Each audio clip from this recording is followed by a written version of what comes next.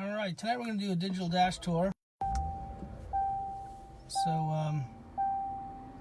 I've done a few live videos and sometimes they work out great, sometimes they don't. We'll see how this one goes, but I thought I would do one and walk you through all the settings on the new digital dash. This is a 2019 F-PACE S with the digital dash. One of the biggest difference you'll notice right off the bat compared to the 2017 is the layout of the dials, where the dials are spread out, one far left, one far right, and you have a big space in the center. Typically on the 2017s you have a dial in the center, a dial to the right, and off to the left is where you would have your logo or your what's going on the radio and things like that. So when I first start the car up, this is what you see. Right now, that little green to the lower left lets me know my headlights are on because it's kind of dusk. It's about 8:05 at night here. It says park up there because my parking brake is on, and then the auto light is on because my lights are set to automatically come on. You know, rev it up a little bit, you'll see the car will rev up. So what I'm going to do is I'm just going to kind of walk through all the different settings that are on here. To get into the menu, first thing you do is on the steering wheel, it says menu OK. Just press the menu, and you'll see at the top there, up comes, by default, I believe it's the trip meter comes up. And put that again. As we go through these, we can kind of take a look at them. So I have the trip, the display, the heads-up display. I have the heads-up display in this car. All the vehicle settings, the vehicle info, my phone information, my media information, the driver assistance, which is all the blind spot, steering, things like that, and back to my trip information. So if we start at the trip information, if you down arrow one, this is the trip bank, and it kind of shows you have your trip meter, trip A, trip B, and the automatic one. I just keep it on A, and it'll show me what my mileage is. And if you go down to, if I want to select B, I would just go to that menu option, I'd hit OK, it would automatically switch. Go back to A, hit OK, it goes back. I tab back up to trip, and I can go back up one more, and it exits out. So I go back to OK. I'm going to look at the contents of that as well. Hit OK. And the type of information I want my trip meter to show me. Distance, average speed, economy, instantaneous economy, what my range is, my driving style, and I can turn any one of those off. So if I wanted to turn off average economy, I just hit OK, it turns off, turns on, all depending on what I want to see. I'm back up here. I'll go to the next item, which is my display. Display is the info panel. So info panel, I hit that.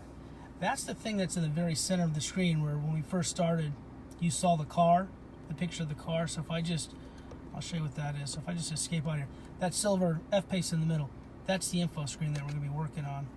So go to info panel, OK. Now right now I have it off. So while it's off, it just shows me the car.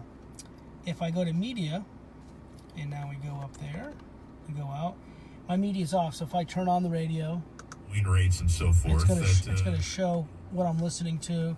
If I change it, it's going to show it's on the radio, different music, things like that. So I'm going to shut that off so I don't get charged for broadcasting music. So if I go back in there, go to info panel again, and this time I want to show my trip summary. I can show my trip summary, and now I'll go out of there, and now it's showing that thing we showed. So now I have my miles to empty, my average miles per gallon, how many miles I've driven, my instant current mile per gallon. That shows that trip A at the top. If we selected trip B, it would show trip B. I'm not too keen on that. So the next one, which I think a lot of people like, is map. So I can sit here, and now I can have a map in between there. Now this isn't to be confused with the whole map, or I'll get into that later, right? You can see the whole thing turns into a map. This is kind of like the map that would be on my center screen, kind of where I am, what's going on. And then the next one that we have, last one, is the driver assistance. So driver's assistance, get out of that, kind of shows the car. So if I'm weaving in and out of lanes, what that represents is the hood of the car and then the road in front of me.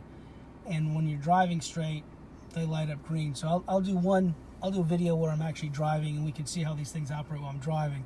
But I think that would be a little bit distracting. So for right now, what I've been keeping it on is, when I go to my info panel, I've been keeping it off, or media. So I'm going to go back to off for right now. And that's it for the driver's assistance. So if I go into display again, display. So now, that was the info panel. Now display layout, this is where I have the 2 dial. What you see now is 2 dial. If I'm going to go into 1 dial, this is what the 1 dial looks like. And I can escape out of here totally, so you can see. So let me kind of zoom out a little bit on here, so you can kind of see what that looks like.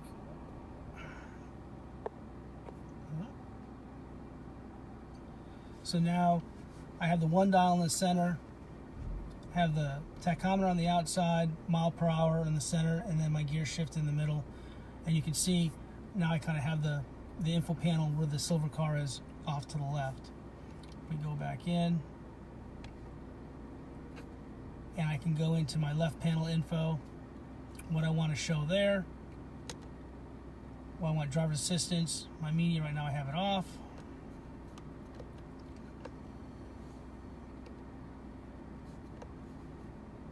Display. Whoop. Now I can go into the right panel. Do I want the map over there, trip summary, or have that off as well? So I can go over there and shut that off. And now if I escape out of here, now I got the car on either side, which looks kind of crazy. I go back in here, go back to display layout, and I want to do full map. So now we have the full map. So now I have the whole entire map, and as you can see across the bottom, we still have our fuel tank, our miles, what gear we're in, our mile per hour, our trip meter, and any other relevant information. I use this occasionally if I am driving somewhere and I do have the navigation on. I do kind of have it down here if I glance down, but also have it in the heads up.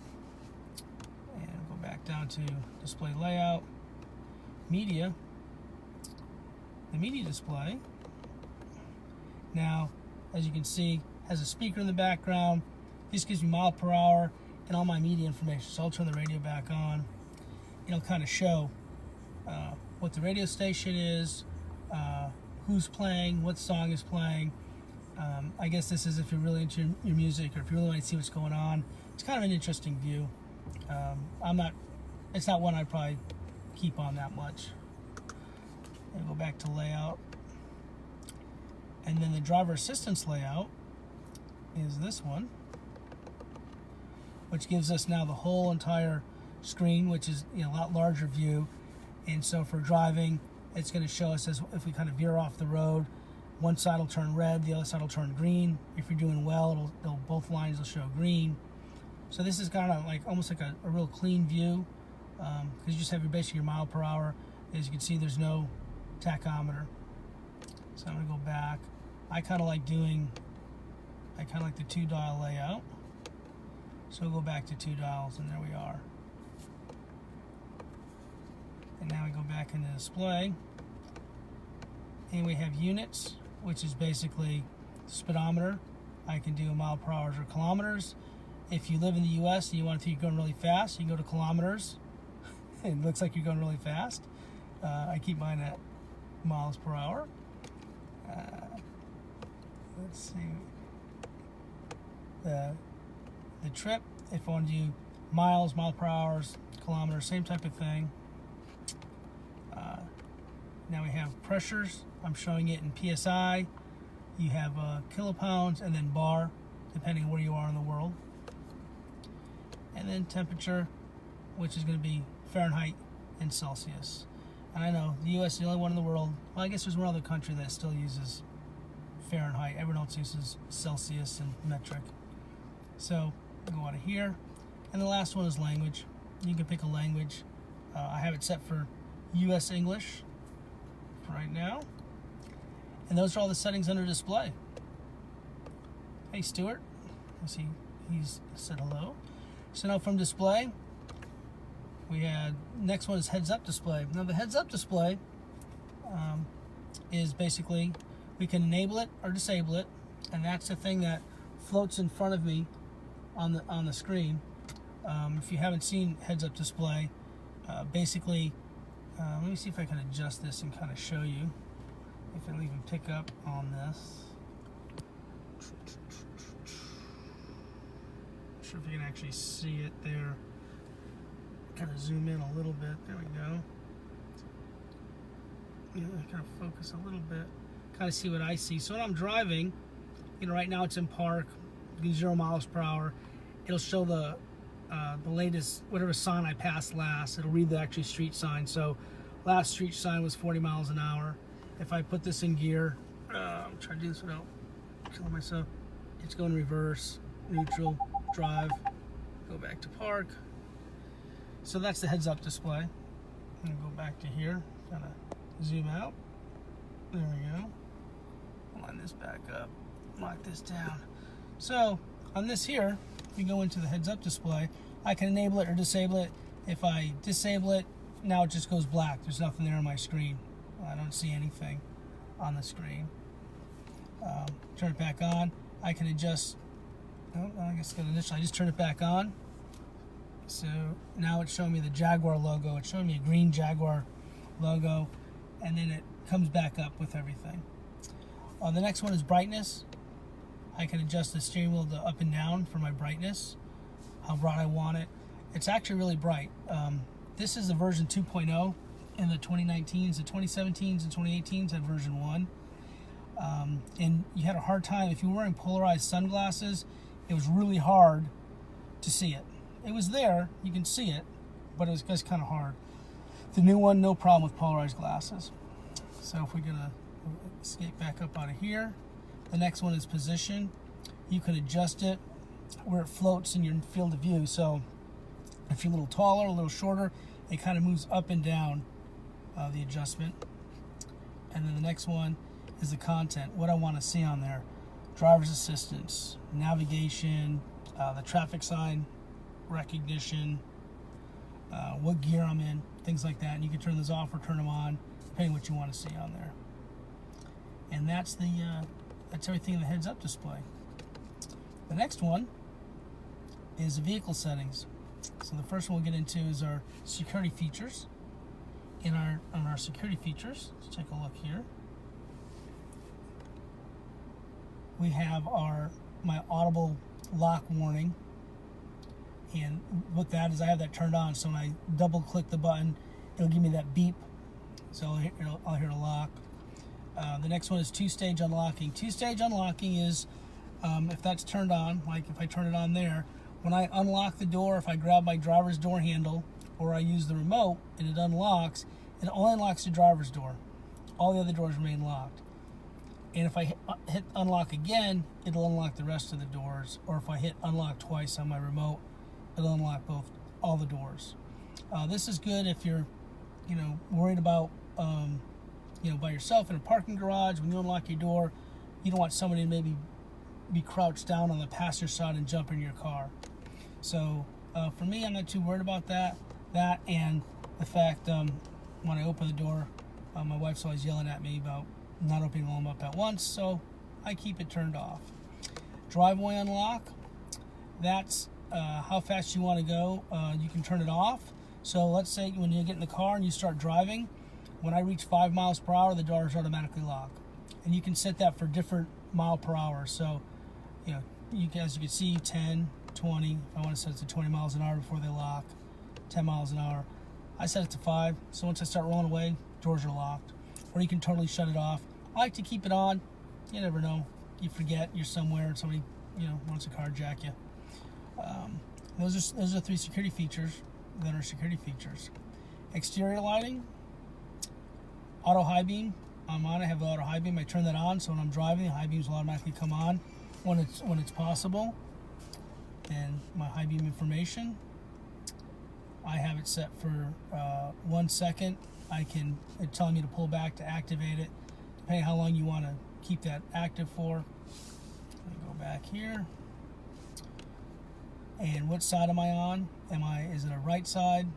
Am I on the right side or left side? It should say I drive on the right side, not on the left. That's not where the driver is, so this is correct. Then my headlight delay. I have it set for 2 minutes, so when I shut the car off, the headlights will stay on for 2 minutes. If you want to keep that off, as soon as you lock the door or as soon as you shut the car off, the headlight will go off. I have to keep them on for a couple minutes, so if I'm walking away, walking around somewhere, I can see where I'm going. And went too far back. Go back to last one is convenience features. So reverse mirror dip, whether you want that on. So when you put the car in reverse, you want the mirrors to reverse or not reverse. You turn it on, turn it off. Windows global open. That's when you hold down your button. All the windows will open all at the same time. Same thing with global close. You can have them globally close all together. My wiper settings, I have auto wipe, and then I can turn that off. My auto wipe is set up to where when I am after it wipes once, before it shuts off, it'll wipe one more time to kind of get rid of all the rain on there. So or if you use your spray, it'll go and then wait a second and get those last few drips. I kind of keep it on. And the winter park mode, if I turn that on, that turns the wipers, it props them up about 6 inches above the windshield, and that shows, so during the winter, they're not below the bonnet or below the hood, so they don't freeze to the glass. You can turn on your defroster, or if you have a heated windshield, I keep that off during the summer. Okay, go back down to gear shift paddles. Do you want them active when you're only in S mode, or do you want them active in D and S? I keep it on S, so that way I know I'm going to use them, don't actually hit them by accident. So you actually have to be in S mode to use them. I have them set up for that. So that's the convenience features. And so now we'll go back to vehicle settings. And the next one is vehicle info. So do I want to show all my warnings? I say okay, if there's no warnings right now. My tire information, what my load setting is. I have mine for normal load. Light load is if it's usually just you in the car. It's a little bit softer ride, so you can go to light load, and you can also adjust the tire pressure in your tires. So it's a little bit softer ride if you want to do that. And then the recommended pressures for each. So for light load, the front and rear recommended tire pressure is 34 pounds. And normal 43 pounds. You can put it to 34. Like I said, it's a little bit softer ride. It's usually if you just have you in the car, maybe you and a passenger. But if you typically have 4 people in the car, carrying a lot of weight in here, keep it on normal. Tire pressure is going to show me current tire pressures. So in the parentheses, as you can say, what was recommended and what actually. So right now all my tires are actually at between 45 and 46 because it's hot outside, so there's a little bit higher pressure in there. I'm sure if I check this in the morning, they'd probably be a little bit lower because it's cooler. Oil level, it's not available because the car's running. I have the car running while I'm doing this. And they'll show whatever the last alarm was. Front passenger doors, because I had the door open, I opened the door. So that's showing the last time I had an alarm. And then it's my vehicle VIN. If you type that, it'll show your vehicle VIN number.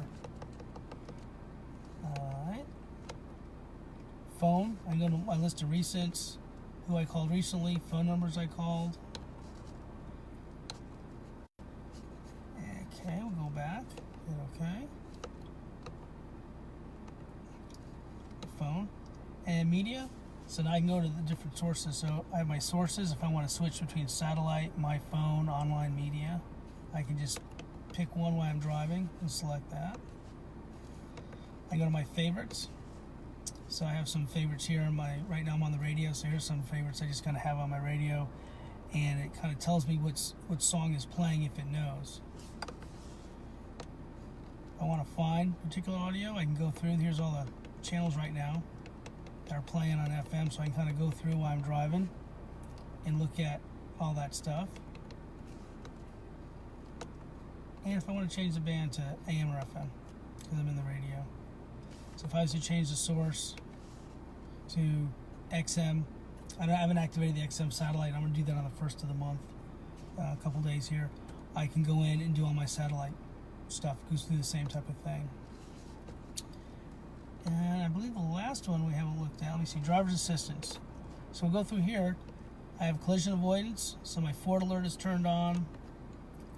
You can set the sensitivity. I have mine set to medium, normal. I have it a little bit more sensitive than it should be. I don't want to run into stuff. The Ford alert, I can turn that on and off. So let's say you're sitting in traffic, you just want to shut it off because you keep getting close to the car in front of you and you're in like bumper to bumper traffic. You don't want it always beeping on you. Automated emergency braking. That's where if you're driving down the road and a pedestrian comes out in front of you or a car stops suddenly, the car will try to emergency brake to avoid the collision. You can turn that on or off. Your blind spot assistance, I can turn that on or off. I have it right now alert only, so it's going to alert me if there's someone in my blind spot. If I turn on steering assistance, if there's someone in my blind spot and I go to turn to get in that lane without paying attention, the car will fight me. It won't let me turn in that lane. So when I try to turn, it's really hard on the steering wheel. Now I can override it if I really jerk on the wheel, but that's letting me know, hey, there's someone in that lane. So I don't automatically just tool off and hit them. Right now I just have it set to alert only as I get used to having the car steer for me. Cross traffic monitor, that's when I have it set for forward and reverse. So if I'm pulling out, say out of an alleyway, and somebody's coming down the road, it's going to alert me, hey, there's someone coming down the road on either side that I can't see. Same thing if I'm in reverse, I'm backing out of a driveway and someone's coming up the alleyway, it's going to alert me that someone is there. Like I said, I can certainly turn those off as well, so if you're in an area that you know there's constant traffic, cross traffic, and you want to constantly be alerted, you can shut it off. Go back up to the top. And we're back to trip. So that's everything on the panel that you can see. We've gone through all the different items here, and you can see this how I have mine set up. And if I go up one more, it just kind of closes it. So that's the video for tonight. I think it went off pretty good without any hitches this time. If you have any questions, or if you want to see anything any different, feel free to let me know. Leave some comments, like the video, or give me some feedback, and we'll do some different videos another time. As always, thanks for watching, and talk to you soon.